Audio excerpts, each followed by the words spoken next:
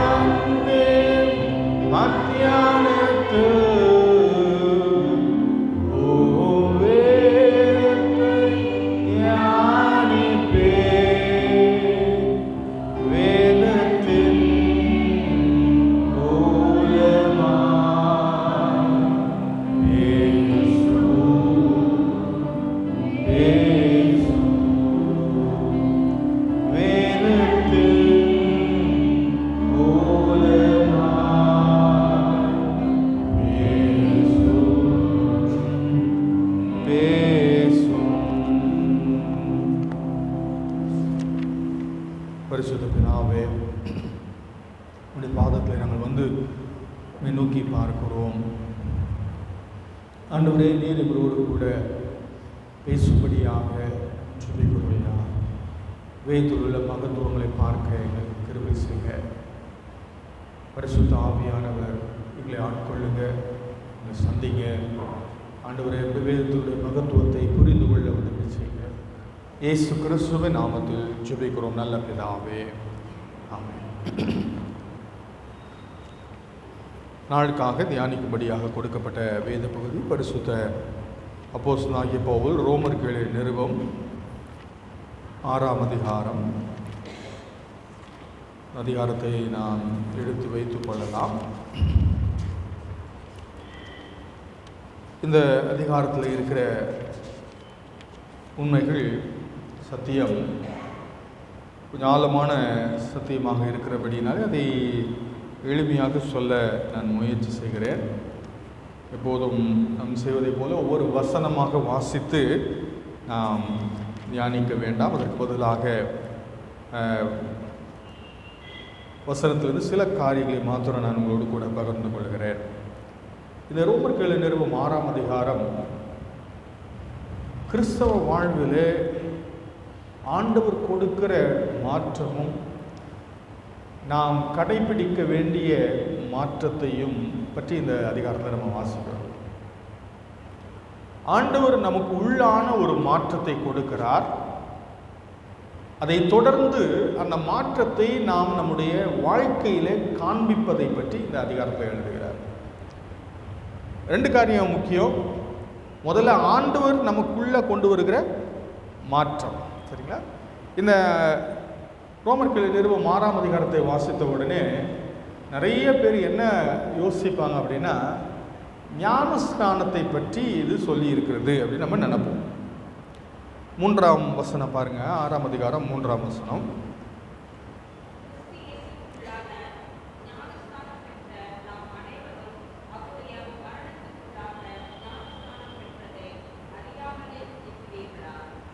நாலாம் வசனம்.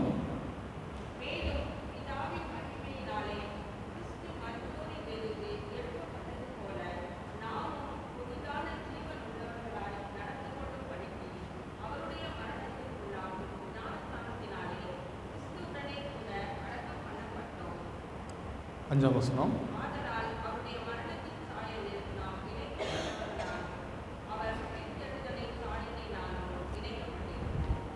இந்த வசனத்தில் தண்ணீர் அப்படின்ற வார்த்தை எங்கேயாவது இருக்கா?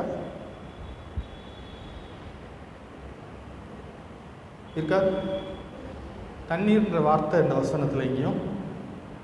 ஆனால் நம்ம ஞானஸ்நானம் அப்படின்ற வார்த்தை கேட்ட உடனே நம்ம மனசுக்குள்ள வர்றது என்னது? தண்ணி. ஆனால் இங்கே தண்ணி ஞானஸ்தானத்தை பற்றி அவர் சொல்லலை. தண்ணீரில் கொடுக்கப்படுகிற ஞானஸ்தானம் உள்ளாக நடைபெறுகிற மாற்றத்தினுடைய வெளிப்படையான அடையாளம். ஒரு மனிதனை ஆண்டவர் என்ன செய்கிறாரா, இங்கே 3ஆம் வசனத்தில் பார்க்குறோம், கிறிஸ்து இயேசுவுக்குள்ளாக ஞானஸ்நானம் பெற்ற நாம் அனைவரும் அவருடைய மரணத்துக்குள்ளாக ஞானஸ்நானம் பெற்றதை அறியாமல் இருக்கிறீர்களா? மேலும் பிதாவின் மகிமையினாலே கிறிஸ்து மரித்தோரிலிருந்து எழுப்பப்பட்டது போல நாமும் புதிதான ஜீவன் உள்ளவர்களாய் நடந்து கொள்ளும்படிக்கு அவருடைய மரணத்திற்குள்ளாக்கும் ஞானஸ்நானத்தினாலே கிறிஸ்துவுடனே கூட அடக்கம் பண்ணப்பட்டோம். ஒரு மனிதனை தண்ணிக்குள்ளே முழுக்கி எழுப்பும்போது அவர் கிறிஸ்துவோடு கூட இணைக்கப்படுகிறார், அவருடைய மரணத்தோடு இணைக்கப்படுகிறார், அவருடைய உயிர்த்தெழுதலோடு இணைக்கப்படுகிறார். அப்படின்னா ஞானஸ்தானம் கொடுத்தோன்னா அவர் வாழ்க்கை மாறிடணும். மாறிடுதா? சிலரெல்லாம் பல ஞானஸ்தானம் எடுத்து வாழ்க்கை மாறவே இல்லை. போகிற சர்ச்சிலெல்லாம் ஒரு ஞானஸ்தானம் எடுத்துருவாங்க, ஆனால் வாழ்க்கை மாறவே இல்லை. ஞானஸ்தானம் ஒரு மனுஷனை மாற்றுமா? ஞானஸ்தானம் மாற்றுமா? தண்ணியில் ஞானஸ்தானம் கொடுத்து ரொம்ப சிம்பிள். எத்தனை ஞானஸ்தானம் வேணாலும் நான் கொடுத்துக்கிட்டே இருக்கலாம். ஆனால் தண்ணியில் ஞானஸ்தானம் கொடுக்குற ஒரு மனுஷனுடைய வாழ்க்கையை மாற்றிடுமா? மாற்றாது. இங்கே சொல்லப்பட்டிருக்கிற ஞானஸ்தானம் எதை பற்றியது அப்படின்னா, இது ஆண்டவர் செய்கிற கொடுக்கிற ஒரு ஞானஸ்தானம். பிதா என்ன செய்கிறாரு, ஒரு மனிதன் இயேசுவில் விசுவாசம் வைக்கும்போது அவனை கிறிஸ்துவுக்குள் இணைக்கிறார், அவருடைய மரணத்தோடும் அவருடைய உயிர்த்தெழுதலோடும் இணைக்கிறார். இது உள்ளாக நடைபெறுகிற ஒரு மாற்றம். இதை எந்த மனிதனாலும் செய்ய முடியாது, எந்த ஊழியக்காரராலும் செய்ய முடியாது, எந்த போதகராலும் செய்ய முடியாது. கவனிச்சிங்களா? நான் கட்டாயப்படுத்தி நிறைய பேரை ஞானஸ்தானம் கொடுத்துடலாம். அது ரொம்ப சிம்பிள். ஒரே வசனம் சொன்னால் போதும், நீ ஞானஸ்தானம் எடுக்கலன்னு பரலோகம் போக மாட்டேன்னு சொன்னால் போதும், எல்லாரும் சர்ச்சுக்கு வராதவங்க கூட அடித்து பிடிச்சி ஒடியாந்துருவாங்க, ஞானஸ்தானம் எனக்கு கொடுங்கயான்னு. ஆனால் கவனிங்க, ஞானஸ்நானம் கொடுக்கறதுனால ஒருத்தரை பாவத்துக்கு மரித்தவர்களாகவும் புதிய ஜீவன் உள்ளவர்களாகவும் மாற்ற முடியுமா? ரொம்ப முக்கியமான கேள்விமா நான் கேட்டுட்டு இருக்கேன். ஏன்னா நிறைய பேர் இந்த கேள்வியை கேட்டு குழப்பிக்கிட்டு இருக்கிறாங்க. அவங்க கேட்குற கேள்வியே ஞானஸ்தானம் எடுத்தீங்களா, அவங்க இயேசுவை பற்றி தெரியுமா, அவங்க மனம் திரும்பினாங்களா, இயேசுவில் விசுவாசம் வச்சுருக்காங்களா, எதை பற்றி அவங்க கேட்குறதில்ல. அவங்க கேட்குற கேள்வியே ஞானஸ்தானம். ரெண்டாவது கேள்வி என்ன கேட்பாங்க, எப்படி ஞானஸ்தானம் எடுத்தீங்க? நான் அதுக்கு ரொம்ப முக்கியத்துவம் கொடுக்கறது இல்லை. ஏன் அப்படின்னா, இந்த தண்ணியில் கொடுக்குற ஞானஸ்தானம் சிம்பிள் அது. ஆனால் அதை விட முக்கியமான ஒரு ஞானஸ்தானத்தை பற்றி இங்கே பவுல் பேசிட்டு இருக்கிறாரு. கிறிஸ்துவுக்குள் ஒரு மனிதரை இணைக்கிற ஞானஸ்தானம். கிறிஸ்துவுடைய மரணத்தோடும் அவருடைய உயிர்த்தெழுதலோடும் கர்த்தர் தான் ஒரு மனுஷனை இணைக்க முடியும். அதை தான் பற்றி பவுல் நிருபங்களை சொல்லும்போது கிறிஸ்துவுக்குள் கிறிஸ்துவுக்குள் அப்படின்ற வார்த்தையை உபயோகப்படுத்துகிறார். அப்போ கிறிஸ்துவுக்குள்ள ஒரு மனுஷனை யார் கொண்டு போய் வைக்க முடியும், யார் ஒரு மனிதனை கிறிஸ்துவோடு கூட இணைக்க முடியும் அப்படின்னு எந்த மனுஷனாலும் அது முடியாது. அது கடவுளுடைய செயல். இது உள்ளான மாற்றத்தை கொண்டு வருகிற ஒரு செயல். புறமான மாற்றத்தை கொண்டு வருகிறது யார் வேணாலும் செய்யலாம். நான் செய்யலாம், நீங்கள் செய்யலாம், யார் மனிதர்கள் செய்யலாம். ஆனால் உள்ளான மாற்றத்தை யார் கொடுக்க முடியும்? கர்த்தர் மட்டும்தான் கொடுக்க முடியும். சரிங்களா? இப்போ இந்த உள்ளான மாற்றம் வந்த பிறகு என்ன செய்யணும் அப்படின்றத பற்றி தான் இங்கே சொல்றாரு. நியாயப்பிரமாணம் உள்ளான மாற்றத்தை கொடுக்கல. எது பாவம்னு நமக்கு காண்பிச்சிச்சு, பாவத்தினுடைய விளைவு என்னன்றதை காண்பிச்சிச்சு. ஆனால் பாவத்திலிருந்து மனிதனை விடுதலையாக்கவோ மனிதனை மாற்றவோ நியாயப்பிரமாணத்தினால முடியல. நியாயப்பிரமாணம் உள்ளான மாற்றத்தை கொடுக்க முடியவில்லை. சரிங்களா? அப்போ அதனால இந்த 6ஆம் அதிகாரத்தில் நம்ம நியாயப்பிரமாணத்திற்கு கீழ்ப்பட்டிராமல் கிருபைக்கு நாம் கீழ்ப்பட்டு இருக்கிறோம் என்று 14வது வசனத்தில் சொல்றார் பவுல். 14வது வசனத்தில் 6:14 சொல்றாரு, நீங்கள் நியாயப்பிரமாணத்திற்கு கீழ்ப்பட்டிராமல் கிருபைக்கு கீழ்ப்பட்டு இருக்கிறபடியால் பாவம் உங்களை மேற்கொள்ள மாட்டாது. அப்ப இந்த கிருபை என்னங்க செஞ்சுச்சு நம்ம வாழ்க்கையில் அப்படின்னா, நியாயப்பிரமாணத்தினால செய்ய முடியாததை கிருபை செஞ்சிச்சு. நியாயப்பிரமாணத்தினால என்ன செய்ய முடியல? மனிதனை மாற்ற முடியல. மனிதனுடைய தவறை அவனுக்கு சுட்டி காண்பிச்சு, ஆனா மனிதனை மறுபடியும் பிறப்பிக்க முடியல. மனிதனை தலைகீழாக மாற்ற முடியவில்லை. ஆனா கிருபை அந்த காரியத்தை செஞ்சிச்சு. அது இயேசு கிறிஸ்து பவுல் சொன்னாரு, ஒருவன் கிறிஸ்துவுக்குள் இருந்தால் புது சிருஷ்டியாய் இருக்கிறான், பழையவைகள் எல்லாம் ஒழிந்து போயின, எல்லாம் புதிதாயின. அப்போ ஆண்டவர் என்ன செய்யறாரு? கிருபை என்ன செய்தது? உள்ளான மாற்றத்தை கொண்டு வந்தது. பரிசேயர்களும் வேதபாரகர்களும் போதித்ததெல்லாம் வெளிப்படையான மாற்றம். தசமபாகம் கொடுக்குறியா, அதை செய்யா, இதை செய்யா, இதெல்லாம் வெளிப்பிரகாரமான மாற்றத்தை போதிச்சுக்கிட்டு இருந்தாங்க வேதபாரகரும் பரிசேயரும். ஆனால் உள்ளான மாற்றத்தை அவர்களுடைய போதனையினால் கொடுக்க முடியவில்லை. அதை எதுதான் செய்ய முடிஞ்சிச்சு? நற்செய்தி தான், இயேசு கிறிஸ்துவில் வைக்கிற விசுவாசம் தான் கிருபையினாலே இந்த உள்ளான மாற்றத்தை மனிதனுக்குள்ளாக கொண்டு வந்தது. அதுதான் ரொம்ப முக்கியமான ஒரு விஷயம். ஒரு கூட்டு புழு பார்த்துருப்பீங்க இல்லை? அந்த கூட்டு புழுக்குள்ள அது போகிறதுக்கு முன்னாடி அந்த புழு என்ன செய்யும்? அழகா இருக்குமா? இருக்காது. என்ன சாப்பிடும்? இலையை சாப்பிடும். எப்படி நடக்கும்? இப்படி நடக்கும் இல்லை? ஆனால் அதே புழு தான், அதே புழு கூட்டுக்குள்ளே போய் ஒரு மாற்றத்தை ஆண்டவர் கொடுத்த பிறகு இப்போ அது அழகாக இருக்கா, அருவருப்பாக இருக்கா?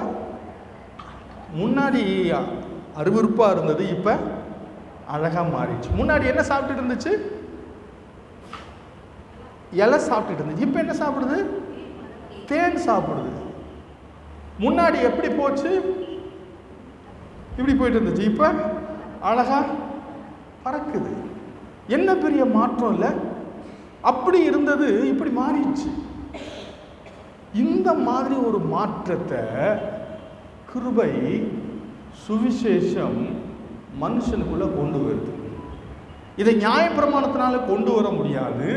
இது இயேசு கிறிஸ்துவில் வைக்கிற விசுவாசத்தினால, சிலுவை மரணத்தினுடைய ஆசீர்வாதமாக ஆண்டவர் ஒரு மனிதனை சந்திக்கும் போது அவனுக்கு உள்ளான மாற்றத்தை கொண்டு வருகிறார். மறுபடியும் அவனை பிறப்பிக்கிறார்.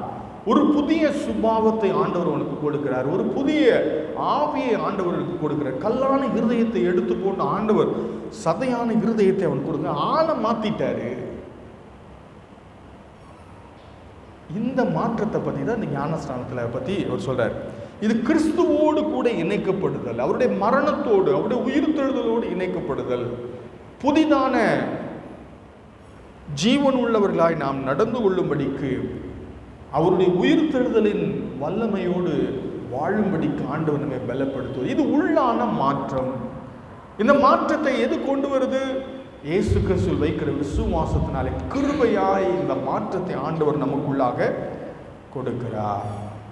இந்த உள்ளான மாற்றம் வந்த பிறகு அந்த மாற்றம் வெளிப்படையாக தெரிய ஆரம்பிக்கும். எப்படி தெரிய ஆரம்பிக்கும்? உள்ளான மாற்றம் பெற்றவன் பாவமே செய்ய மாட்டான்னு சொல்லல, பாவத்தில் நிலைத்திருக்க மாட்டான். அவன் பாவம் செய்வதற்கான வாய்ப்பு இருக்குது, தருணம் இருக்குது, சூழ்நிலை இருக்குது, அவன் விழுவதற்கு வாய்ப்பு இருக்கிறது. ஆனால் அவன் விழுந்து படுத்துக்க மாட்டான், உடனே எழும்பிடுவான். 1 யோவான் 3ஆம் அதிகாரம்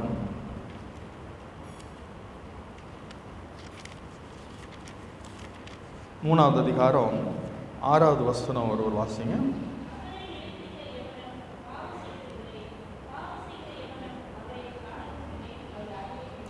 ஒன்பதாம் வசனம் வாசிங்க.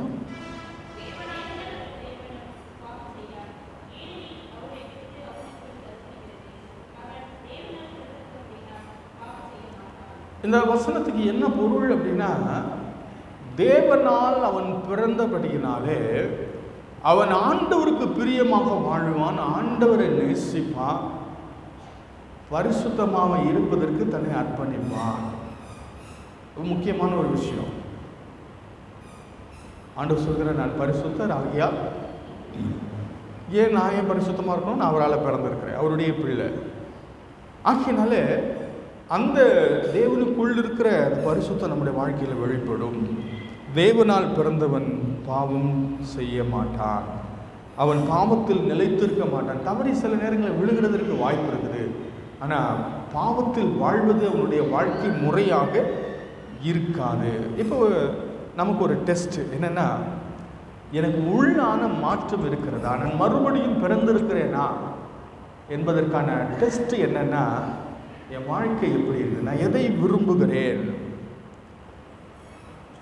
நான் பரிசுத்தத்தை நோக்கி நான் முன்னேறவில்லையானால் நான் மறுபடியும் பிறந்திருக்கிறேன் என்பது கேள்விக்குறியானது. ஆகையினால ஆண்டவர் என்னை மாற்றி இருப்பாரானால், நான் மறுபடியும் பிறந்திருப்பேனானால் நான் பரிசுத்தத்தை வாஞ்சிப்பேன், ஆண்டவருக்கு பிரியமாக வாழ என்னுடைய வாழ்க்கையை நான் அர்ப்பணிப்பேன். இது ஒரு டெஸ்ட். எனக்கு நான் பாவத்திலேயே உழந்து கொண்டிருப்பேனால் நான் மறுபடியும் பிறந்திருக்கிறேனா என்பதே கேள்விக்குறி. கவனிக்கணும், ரொம்ப முக்கியமான ஒரு விஷயம். நிறைய நேரத்தில் நம்ம ஏமாந்து போயிடக்கூடாது. நான் சர்ச்சுக்கு போகிறேன்னா, அது செய்கிறேன், இதை செய்கிறேன், நான் தசம் வாங்க கொடுக்குறேன், நான் முழுகி ஞானஸ்தானம் எடுத்துட்டேன், நான் அந்நிய பாஷையில் பேசுகிறேன், ஓகே, அதெல்லாம் ஒரு பக்கம் இருக்கட்டும். வாழ்க்கையில் மாற்றம் இருக்கா? ஆண்டவருக்கு உகந்தவனா வாழ்கிறதற்கு எனக்குள்ளாக விருப்பம் இருக்கிறதா? அதற்கு நான் என்னை அர்ப்பணிக்கிறேனா? நான் நீதிமானாக்கப்பட்டிருப்பேன், ஆனால் பரிசுத்தத்தை வாஞ்சிப்பேன், நான் பரிசுத்தத்திற்கு என்னை அர்ப்பணிப்பேன். ஆகையினாலே இது நமக்கு ஒரு டெஸ்ட் மட்டும் இல்லை, இந்த வசனத்தில் நமக்கு ஒரு ப்ராமிஸும் இருக்குது. என்ன ப்ராமிஸ் அப்படின்னா, நீங்கள் நியாயப்பிரமாணத்துக்கு கீழ்ப்பட்டிராமல் கிருபைக்கு கீழ்ப்பட்டிருக்கிறபடியால் பாவம் உங்களை மேற்கொள்ள மாட்டாது. பாவத்திற்கு நீங்கள் அடிமையாக இருக்க வேண்டிய அவசியம் இல்லை. ரொம்ப முக்கியமான ஒரு வேத வசனம். பாவம் நம்மை மேற்கொள்ளாது. பாவத்திற்கு விழுகிறதற்கான வாய்ப்பு இருக்குது, ஆனால் பாவம் என்னை ஆளுவதற்கு அதற்கு உரிமை இல்லை. ஏனென்றால் ஆண்டவர் என்னை மீட்டிருக்கிறார். இரண்டாவதாக இந்த பகுதியிலே நாம் கவனிக்க வேண்டிய ஒரு விஷயம் என்னவென்றால், 19வது வசனத்தில், அதுக்கு முன்பும் அந்த வேத வசனம் வருகிறது. 13, 19 வாசிக்கிறோம். வாசிங்க 19ஆம் வசனம்.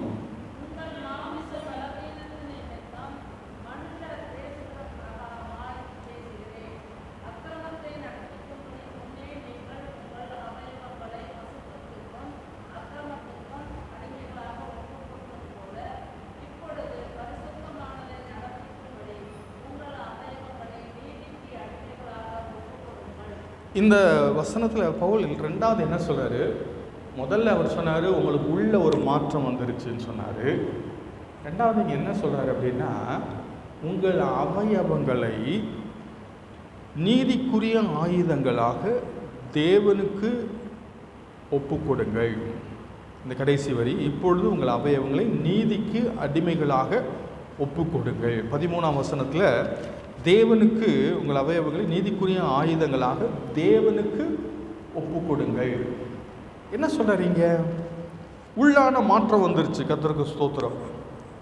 ஆனால் இப்போ அடுத்து நமக்கு முன்பதாக இருக்கிற ஒரு காரியம் என்னென்னா, ஆண்டவர் என்னை விடுதலையாக்கி விட்டார், பாவத்துடைய அடிமைத்தனத்திலிருந்து விடுதலையாக்கி விட்டார். ஆனால் இப்போ எனக்கு முன்னாடி இருக்கிற சாய்ஸ் என்னென்னா, நான் பாவம் செய்வதற்கு என்னை அர்ப்பணிக்கலாம், அல்லதுக்கு தேவனுக்கு பிரியமாக இருப்பதற்கும் என்னை அர்ப்பணிக்கலாம். எது வேணாலும் செய்யலாம். ஒரு கடவுளுடைய மனிதன் இப்படி சொன்னார். என்ன சொன்னார் தெரியுமா? மனிதர்கள் எல்லாரும் அடிமைகள். அடிமையா நம்ம? ஒரு கடவுளுடைய மனிதன் சொன்னார் இந்த வசனத்தை அடிப்படையாக வச்சு, மனிதர்கள் எல்லாரும் அடிமைகள். யாருக்கு அடிமைன்றது தான் வித்தியாசம் இருக்குது.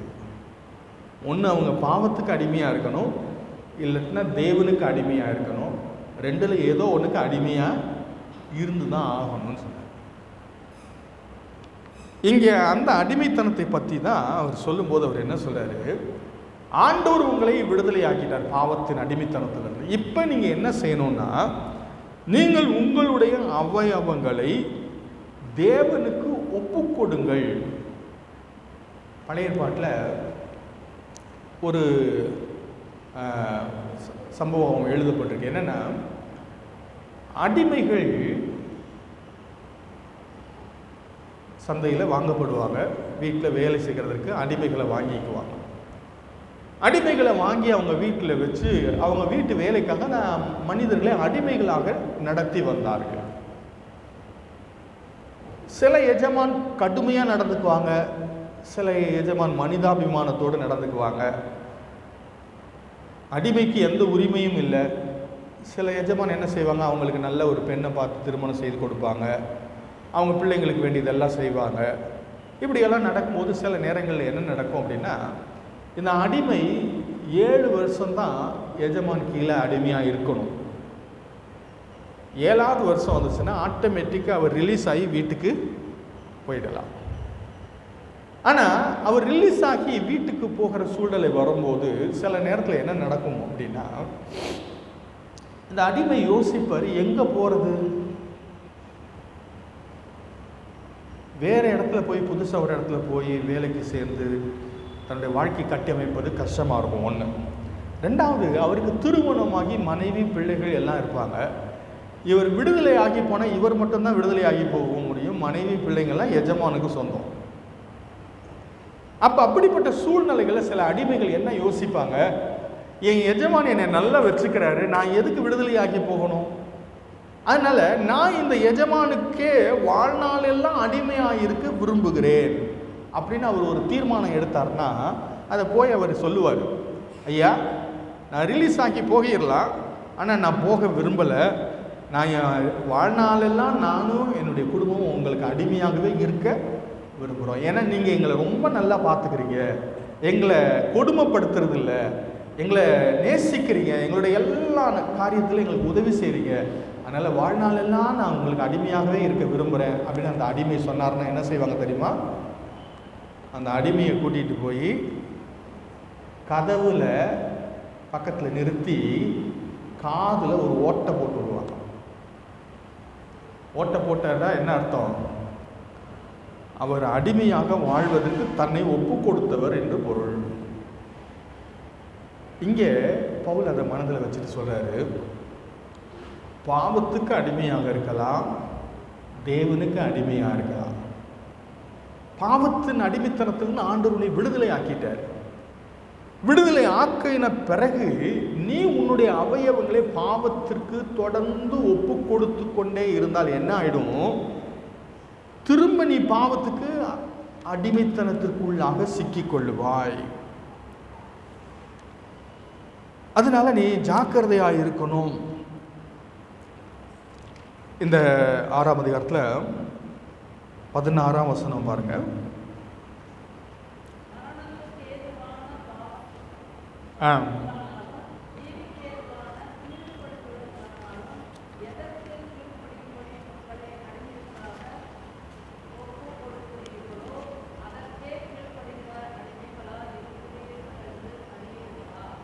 என்ன சொல்றாரு புரியுதா? நமக்கு ப்ராக்டிக்கலாக நம்ம பார்த்தோன்னா, ஒரு காரியம் நமக்கு ஒரு சோதனை வருதுன்னு வச்சுக்கோங்களேன். எனக்கு குடிக்கிறதுக்கு ஒரு டெம்டேஷன் வருது. நான் ஒரு முறை குடிக்கிறேன், நல்லா இருக்குது, இன்னொரு தடவை குடிக்கலாம் அப்படின்னு யோசிக்கிறேன், இன்னொரு முறை குடிக்கிறேன். இப்படி சோதனை வரும்போதெல்லாம் நான் பாவத்திற்கு என்னை ஒப்பு கொடுக்க நான் அந்த பாவத்துக்கு அடிமையாக மாறிடுவேன். நான் போதைக்கு அடிமையானவனா மாறிடுவேன். பாவம் செய்கிறதுக்கு இப்படி ஒவ்வொரு பாவமும் தவறான காரியத்தை பேச ஆரம்பிக்கிறேன், தொடர்ந்து பேசுகிறேன், கோவப்படும் போதெல்லாம் கெட்ட வார்த்தைகளை உபயோகப்படுத்துகிறேன், திரும்ப உபயோகப்படுத்துகிறேன், திரும்ப கோவப்படுறேன், திரும்ப அதுக்கு பிறகு அதுக்கு நான் அடிமையாக மாறிடுவேன். இப்போ கோவப்படும் போதெல்லாம் என்ன வரும்? வாயிலிருந்து கெட்ட வார்த்தை வரும். அதை இப்போ என்னால் நிறுத்த முடியுமா? எவ்வளவு நீண்ட காலம் நான் அதுக்கு அடிமைப்பட்டிருக்கிறேனோ அவ்வளவு அதுலேருந்து வெளியில் வர்றது கஷ்டம். ஒரு மரத்தை, ஒரு விதை ஒன்று, பலாமரம் கொட்டையை விதைச்சிட்டேன், வரிசையாக பலாமரம் வச்சுருக்கேன்னு வச்சுக்கோங்களேன். ஒரு மரம் வச்சு 5 வருஷம் ஆச்சு, இன்னொரு மரம் வச்சு 10 வருஷம் ஆச்சு, இன்னொன்று வச்சு 15 வருஷம் ஆச்சு, இன்னொன்று 20 வருஷம் ஆச்சு. எந்த மரத்தை பிடுங்கிறது ரொம்ப கஷ்டம்? எதில் நான் அதிகமாக நாட்கள் போகிறதோ அது ஆழமாக வேரூன்றிடும், பிடுங்கிறது ரொம்ப ரொம்ப கஷ்டமாயிடும். நிறைய நேரத்தில் நம்ம என்ன நினைக்கிறோம், ஆரம்பத்தில் அதை நான் நினச்சா விட்டுடுவேங்க, நான் இப்போ சும்மா செய்கிறேன், சும்மா டைம் பாஸ்க்காக பண்ணிட்டுருக்கேன், நான் வேண்டான்னு அதெல்லாம் விட்டுடுவேன். சின்ன சின்ன தவறான காரியங்கள் நம்ம வாழ்க்கையில் ஆரம்பித்தது, அதற்கு நாம் நம்மை ஒப்பு கொடுக்க அது நம்மை அடிமைப்படுத்திவிடும். தாவீதுனுடைய வாழ்க்கையில் அவன் தன்னுடைய கைகளை தேவ சித்தம் செய்வதற்கு ஒப்பு கொடுத்தான். தொடர்ந்து ஒப்பு கொடுத்தான். என்னாச்சு? ஒரு முறை கரடியை காலி பண்ணான், ஒரு முறை சிங்கத்தை காலி பண்ணான், கோலியாத்தை ஒரு முறை வீழ்த்திட்டான். ஆனால் அதே தாவீது தன்னுடைய கண்களை ஆண்டவருக்கு ஒப்பு கொடுக்க தவறிட்டான். பத்சேபாவை பார்த்தா, இன்னொருவனுடைய மனைவியை பார்த்தா, இச்சித்தான், விபச்சாரம் பண்ணினான், கொலை செய்தான், பயங்கர பிரச்சனைகளை போய் முடிஞ்சிச்சு. சிம்சோன் தன்னுடைய கண்களை பாவத்திற்கு ஒப்பு கொடுத்தான், வாழ்க்கையை போச்சு. ஏசா தன்னுடைய நாவை ருசிக்கு ஒப்பு கொடுத்தான். அவனுக்கு ரொம்ப முக்கியம் என்ன? ருசியாக சாப்பிடணும். அந்த சாப்பாட்டை பார்த்த உடனே அவனால் கண்ட்ரோல் பண்ண முடியல. அவன் யாக்கோபு கேட்குறான், உனக்கு இது வேணுமாப்பா? உன் சேஷ்டபுத்திர பாகத்தை, இந்த கூழுக்கு சேஷ்டபுத்திர பாகமா? ஆனால் அவனுக்கு அந்த கூழை பார்த்தோன்னே வேறு எதுவுமே மனசில் வரல. நாக்கை கண்ட்ரோல் பண்ண முடியல. ருசிக்கு அடிமையானான், சாப்பாட்டுக்கு அடிமை. போச்சு, அவனுடைய சேஷ்டபுத்திர பாகம் போச்சு. ஆனால் அதுக்கு நேர் ஆப்போசிட்டாக தானியேல், அவன் ஒரு அடிமை. அம்மா ருசியாக சமைச்சு கொடுக்குற சாப்பாடு அவனுக்கு கிடைக்காது. ஆனால் ராஜாவுடைய போஜனம் தரேங்கிறாங்க. அந்த கண்டிஷனில் எவனாவது வேணாம்பானா? தானியேல் சொன்னாங்க, இல்லை, ராஜாவினுடைய போஜனத்தினால் நான் என்னை தீட்டுப்படுத்த மாட்டேன் என்று சொல்லி அவன் ஒரு வைராக்கியமான தீர்மானம் எடுத்து தன்னுடைய நாவை ஆண்டவருக்கு ஒப்பு கொடுத்தான். யோசேப்பு தன்னுடைய வாழ்க்கையை ஆண்டவருக்கு ஒப்பு கொடுத்தான். இச்சைக்கு இடம் கொடுக்கல, விபச்சாரத்துக்கு இடம் கொடுக்கல. ஆகையினால இவர்கள் எல்லாரும் ஆசீர்வதிக்கப்பட்டதை பார்க்கிறோம். பழைய பாட்டில் இதை வலியுறுத்தும்படியாக வாசிக்கிற ஒரு காரியம், ஆசாரியர்களை ஆண்டவருக்கு என்று பிரதிஷ்டை செய்கிறத பற்றி நம்ம வாசிக்கிறோம். அப்போ என்ன செய்வாங்க? பலி செலுத்தி அந்த ஆட்டினுடைய இரத்தத்தை எடுத்து ஆசாரியனுடைய வலது காது மடலிலும், வலது கை மடலிலும், வலது கால் மடலிலும் வைப்பாங்க. அப்படின்னா என்ன அர்த்தம்? ஆண்டவருக்கு பிரியமான இடத்துக்கு தான் அவன் போகணும், ஆண்டவருக்கு பிரியமான வேலையை தான் அவன் செய்யணும், ஆண்டவருக்கு பிரியமான காரியத்தை தான் அவன் கேட்கணும். அவயவங்களை ஆண்டவருக்கு ஒப்பு கொடுக்க வேண்டும். பழைய ஏற்பாட்டில் கொஞ்சம் பேர்த்துக்கு தான், ஆசாரியர்களுக்கு அந்த சடங்கு இருந்தது. புதிய ஏற்பாட்டில் ஆசாரியர்களுக்கு மட்டும் இல்லை, ஆண்டவருடைய பிள்ளைங்க எல்லாருமே என்ன செய்யணும்? நாம் நம்முடைய சரீரங்களை ஜீவ பலியாக தேவனுக்கு ஒப்பு கொடுக்க வேண்டும். மனப்பூர்வமாக கீழ்ப்படியணும். இது ஏதோ ஒரு நாள் நடைபெறுகிற சம்பவம் இல்லை, ஒவ்வொரு நாளும் நடக்க வேண்டிய சம்பவம். என்ன சம்பவம்?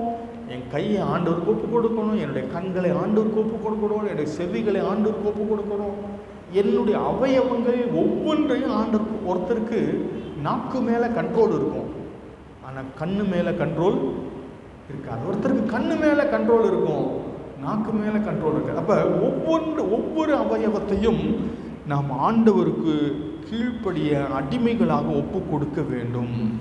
இந்த வேத பகுதியில் நம்ம கவனிக்கிற ஒரு முக்கியமான விஷயம் என்னென்னா, இது ஒரு நாள் நடக்கிற விஷயம் இல்லை, ஒவ்வொரு நாளும் நடக்க வேண்டிய விஷயம்.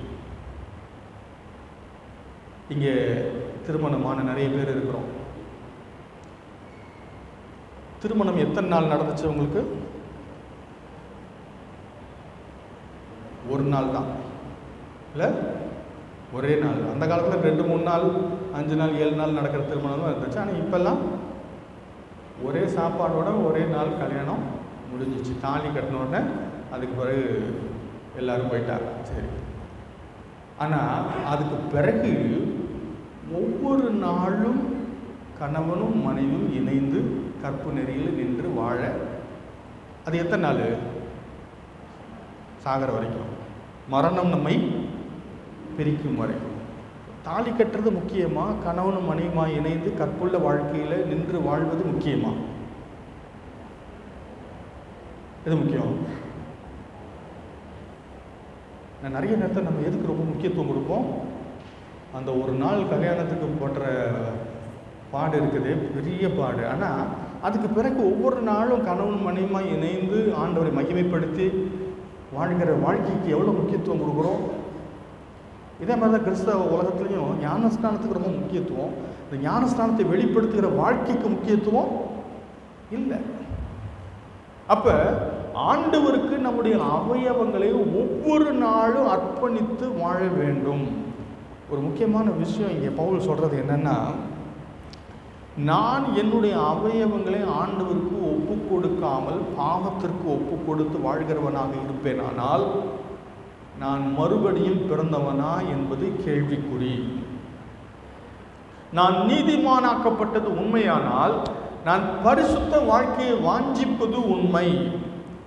தேவ கிருபை என்னுடைய வாழ்க்கையில் என்னை ஆக்கினைக்கு தப்புவிக்கிறது மட்டுமல்ல, என்னை பரிசுத்தமாக்குகிற பணியிலும் தேவ கிருபை இருக்கிறது. ஆண்டவர் என்னைய சிலுவை மரணத்தினால பாவத்துடைய தண்டனைகளிலிருந்து மீட்டு விட்டார். அது ஒரே நாள் நடந்துச்சு. 1979 ஜனவரி மாதம் 2ஆம் தேதி நான் ரட்சிக்கப்பட்டேன். கர்த்தருக்கு ஸ்தோத்திரம். ஆனால் அது அன்னைக்கு ஸ்டார்டிங் தான். அதுக்கு பிறகு ஒவ்வொரு நாளும் என்ன செய்யணும்? பாவத்தினுடைய போராட்டத்திலே நான் அனுதினமும் ரட்சிக்கப்பட வேண்டும். ஒவ்வொரு நாளும் நான் ஆண்டவருக்கு என்னை அர்ப்பணிக்க வேண்டும். அப்படி அர்ப்பணிக்காமல் பாவத்திற்கு என்னை ஒப்பு கொடுத்து கொண்டே இருந்தேன்னா என்ன நடக்கும்? பாவம் என்னை அடிமைப்படுத்தும். பாவம் ஒரு மோசமான கொடுமைக்கார எஜமானை போன்றது. கவனிச்சிங்களா? ஒரு போதைக்கு நான் இடம் கொடுத்தேன்னு என்ன நடக்கும்? என்னுடைய பணத்தை எல்லாம் காலி பண்ணிடும், என்னுடைய ஹெல்த்தை ஸ்பாயில் பண்ணிடும், சமுதாயத்தில் எனக்கு இருக்கிற அந்தஸ்தை காலி பண்ணிடும், சாக்கடையில் விழுந்து கிடக்க வச்சிடும். அப்புறம்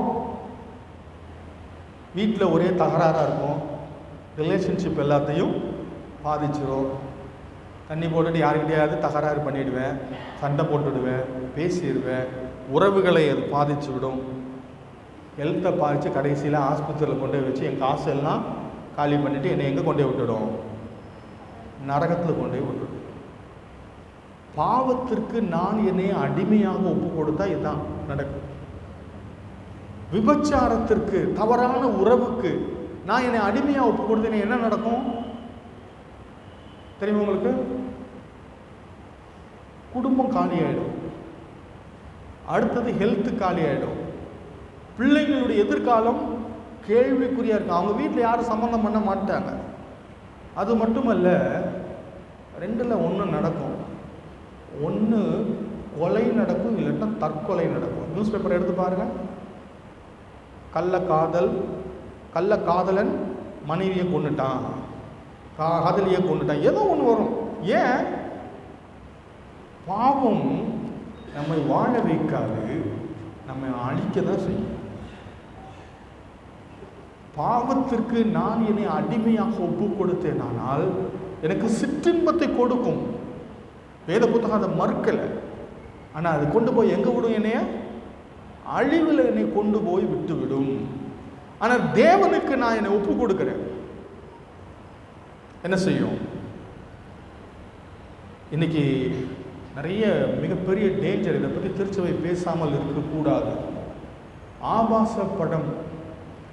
பிள்ளைங்க நிறைய பேர் கையில் ஃபோன் வச்சுருக்கிறாங்க. அவங்களுக்கே தெரியாமல் நிறைய தவறான காரியங்கள் அதில் வருவதற்கு வாய்ப்பு இருக்குது. பிள்ளைகள் சின்ன வயசுலேயே ஆபாச படத்திற்கு அடிமைகள் ஆகிவிடுகிறார்கள். பிள்ளைங்க எல்லாம் ஃபோனை தூக்கிட்டு ரூம்குள்ளே போய் கதவை சாத்திக்கிறாங்க. உள்ளே என்ன பார்க்குறாங்க யாருக்குமே, பெற்றோர் அவங்க ஃபோனை தூக்கிட்டு போய் அவங்க ரூம்குள்ளே கதவை சாத்திக்கிட்டு இருக்கிறாங்க. இப்போ என்ன நடக்குது வீட்டில் யாருக்குமே தெரியாது. எல்லாரும் பலவிதமான பிரச்சனைகளை சிக்கி கொண்டு இருக்கிறாங்க. என்னங்க செய்யும் இது? பிள்ளை டெஃபினட்டாக பிரில்லியன்ட் பிள்ளை தான், சந்தேகமே இல்லை. ஆனால் அந்த பிள்ளை ஃபெயில் ஆகிடும். ஏன் ஃபெயில் ஆகிடுச்சு? இந்த பாவம் அடிமைப்படுத்தும், மனதை கரைப்படுத்தும். அதிலிருந்து வெளியில் அவ்வளோ சீக்கிரம் வரவே முடியாது. பாவம் திருப்தியை கொடுக்காது. சரிப்பா, இன்னைக்கு நான் ஒரு மணி நேரம் தவறான ஒரு காரியத்தை பார்த்துட்டேன், போதும் அப்படின்னு நினைக்க தோணுமா? தோணாது. நேரம் போனதே தெரியாது. நிறைய பேர் தூங்குறது இல்லை. தவறான காரியத்திற்கு அடிமைப்பட்டு நேரம் போகிறது, பணம் போகிறது, மனது கெட்டு போகிறது. அது மன நிறைவை கொண்டு வராது. அது குடும்ப வாழ்க்கையை பாதிக்கும், எதிர்காலத்தை கேள்விக்குறியாக்கும், பலவிதமான பிரச்சனைகளை கொண்டு வந்து குடும்பங்களை சிதைத்து விடும். ஆகையினாலே கிறிஸ்துவுக்கு பிரியமானவர்களே, பாவத்திற்கு அடிமையாக என் வாழ்க்கை ஒப்பு கொடுப்பதனுடைய விளைவை நான் சிந்தித்து பார்க்க வேண்டும். அழகாக அப்போஸ்தலனாகிய பவுல் இந்த பகுதியில் அதை சொல்லுகிற காரியம் 21ஆம் வசனத்தில் சொல்கிறார், இப்பொழுது உங்களுக்கு வெட்கமாக தோன்றுகிற காரியங்களினாலே அக்காலத்தில் உங்களுக்கு என்ன பலன் கிடைத்தது? அவைகளின் முடிவு மரணம். பாவத்திற்கு உங்களை அடிமைகளாக ஒப்பு கொடுத்தா என்னங்க கிடைக்கும்? ஆசீர்வாதமா? நிறைய நேரத்தில் நம்ம என்ன செய்கிறோம்? பாவத்துக்கு நம்ம வாழ்க்கையை அடிமையாக ஒப்பு கொடுத்துட்டு என்ன ஜெபம் பண்ணுறோம்? ஆண்டவரே என்னைய ஆசீர்வதிப்பாரா? கேட்குற கேள்வி விளங்குதா உங்களுக்கு? நான் என்னைய பாவத்துக்கு அடிமையாக என்னை ஒப்பு கொடுத்துட்டேன், ஆண்டவருக்கு பிரியமில்லாத காரியங்களை துணிகரமாக செஞ்சிட்டு இருக்கேன். என்ன ஜெபம் பண்ணுறேன்? கர்த்தாவே என்ன ஆசீர்வதிப்பாரா? எப்படி ஆசீர்வதிப்பார்? வாய்ப்பே இல்லை. தெளிவாக அவர் சொல்கிறார், பாவத்தின் சம்பளம் மரணம். 22ஆம் வசனத்தை சொல்கிறார், இப்பொழுது நீங்கள் பாவத்தினின்று விடுதலையாக்கப்பட்டு தேவனுக்கு அடிமைகள் ஆனதினால் பரிசுத்தமாகுதல் உங்களுக்கு கிடைக்கும் பலன் முடிவோ நித்திய ஜீவன். கிறிஸ்துவுக்கு பிரியமானவர்களே, வேத பகுதியில் ஆண்டவர் தெளிவாக சொல்லுகிற ஒரு காரியம், பரிசுத்தமாகுதல் கிறிஸ்தவ வாழ்க்கையினுடைய மிக முக்கியமான ஒரு காரியம். பரிசுத்தமாகுதல் இல்லாத கிறிஸ்தவ வாழ்க்கையே இல்லை. ரொம்ப முக்கியமான விஷயம். உலகம் வித்தியாசமாக போயிட்டுருக்கு. கிறிஸ்தவ உலகம் எங்கேயோ போயிட்டுருக்கு. இன்றைக்கு கிறிஸ்தவ வாழ்க்கையில் பரிசுத்தமாகுதலுக்கு, தேவனுக்கு நம்மை அர்ப்பணிப்பதை குறித்து, ஆண்டவருக்கு கீழ்ப்படிவதை குறித்த அந்த காரியங்கள் எல்லாம் இன்றைக்கு மறக்கப்பட்டு இருக்கிறது. நேற்றைய தினத்தில் ஒரு 2-3 நாளைக்கு முன்பதாக ஒரு திருச்சபையை பற்றி நான் யூடியூப்பில் பார்த்தேன். எனக்கு வேடிக்கையாக இருந்துச்சு. அந்த பாஸ் என்ன சொன்னார் அவங்க சர்ச்சை பற்றி அப்படின்னா, பாவிகளால் நடத்தப்படுகிற சபை அப்படின்னு சொன்னார். எனக்கு முதல்ல என்னன்னு புரியல. பாவிகளுக்காக அப்படின்னா ஒருவேளை பாவிகளை மனம் திரும்புறதுக்கு அழைக்கிறாரோன்னு நினச்சேன். அவர் என்ன சொல்கிறாரு? சபை யாருக்கா? பாவிகளுக்காக, பாவிகளால் நடத்தப்படுகிற சபை. இப்படி ஒரு சபை இருக்குமா? எனக்கு முதல்ல புரியல. அப்புறம் தான் என்னதான் கூர்ந்து கவனிச்சும்போது, பாஸ்டர் அம்மா ஆபாச படத்துறையில் வேலை செய்கிறாங்க. எங்கே போயிட்டு இருக்கு பாருங்க உலகம். திருச்சபை எங்கே போயிட்டுருக்கு? அதனால் வேத புத்தகம் என்னன்னா, கிருபை. ஆண்டவர் பாவிகளை நேசிக்கிறார், பாவிகளை ரட்சிக்கிறார், எல்லாம் கரெக்டு தான். கிருபை என்ன கிருபை இது? கிருபை என்னை பாவத்தின் தண்டனையில் இருந்து மட்டும் காப்பாற்றுறது இல்லை, பாவ வழியில் இருந்தே என்னை பாதுகாக்குது. பரிசுத்தமாகுதல் இல்லாத கிருபை கிருபையே இல்லை. தெளிவாக நம்ம புரிஞ்சுக்கணும். இந்த உண்மை வேதத்தினுடைய அடிப்படை உண்மை. 1 கொரிந்தியர் 6:9 வேத புத்தகம் திட்டவட்டமாக சொல்லுகிறது, மோசம் போகாதிருங்கள். பாவத்தில் நிலைத்திருந்து கொண்டு நான் ஆண்டவருடைய பிள்ளை என்று நம்ம நினச்சிக்கிட்டோம்னா நம்மை நாம் ஏமாற்றி கொண்டு இருக்கிறோம். 1 கொரிந்தியர் 6:9 அநியாயக்காரர் தேவனுடைய ராஜ்யத்தை சுதந்தரிப்பதில்லை என்று அறியீர்களா? வஞ்சிக்கப்படாதிருங்கள். ஏமாந்துடாதீங்கிறாரு. உங்களை நீங்களே ஏமாத்திக்காதீங்க. எப்ப? வேசி மார்க்கத்தாரும் விக்கிரக ஆராதனைக்காரரும் விபச்சாரரும் சுய புணர்ச்சிக்காரரும் ஆண் புணர்ச்சிக்காரரும் திருடரும் பொருளாசைக்காரரும் வெறியரும் உதாசீனரும் கொள்ளைக்காரரும் தேவனுடைய ராஜ்யத்தை சுதந்தரிப்பது இல்லை. தெளிவா இருக்கு. ஆனா இன்னைக்கு சில சபைகளில் பாஸ்டரே இன்னொரு ஆணை கல்யாணம் பண்ணிக்கிட்டு இருக்காரு. அபிஷியலா கல்யாணம் பண்ணி அவர் பாஸ்டரா வேற இருக்கிறார். வேத புத்தகம் தெளிவாக காரியங்களை சொல்லுது. ஏமாந்து விடாதீர்கள். அநியாயக்காரர் தேவனுடைய ராஜ்யத்தை சுதந்தரிப்பதில்லை. பாவிகளை ஆண்டவர் நேசிக்கிறார், அழைக்கிறார். என்னத்துக்கு அழைக்கிறார்? பாவத்தில் நிலைத்திருக்க இல்லை, மனம் திரும்ப அழைக்கிறார். ஆண்டவரை நோக்கி பார்க்கும்போது கர்த்தர் அவர்களை விடுதலையாக்கி, கர்த்தர் அவர்களை பரிசுத்தமாகுதலுக்கு நேராக வழி நடத்தி முடிவில் ஆண்டவர் நித்திய ஜீவனை அவர்களுக்கு கொடுக்கிறவர். ஆகையால் இந்த உண்மையை அறிந்து இதற்கு நாம் நம்மை அர்ப்பணிப்போம். எதற்கு நாம் நம்மை அடிமைகளாக ஒப்பு கொடுக்கிறோமோ அதற்கே நாம் கீழ்ப்படுகிற அடிமைகளாக மாறிவிடுவோம். நல்ல காரியமாக இருந்தாலும் சரி, கெட்ட காரியமாக இருந்தாலும் சரி, தவறான காரியத்திற்கு நான் இனி ஒப்பு கொடுக்க தவறான காரியத்துக்கு நான் அடிமையாக மாறிடுவேன். நல்ல காரியத்திற்கு, ஆண்டவருக்கு பிரியமான காரியத்திற்கு, தேவனுடைய சித்தத்திற்கு கீழ்ப்படுவதற்கு நான் இனி ஒப்பு கொடுக்க தேவனுக்கு கீழ்ப்படுகிற அடிமையாக மாறிவிடுவேன். நீங்கள் யாருக்கு அடிமை? ஜெபம் செய்வோம்.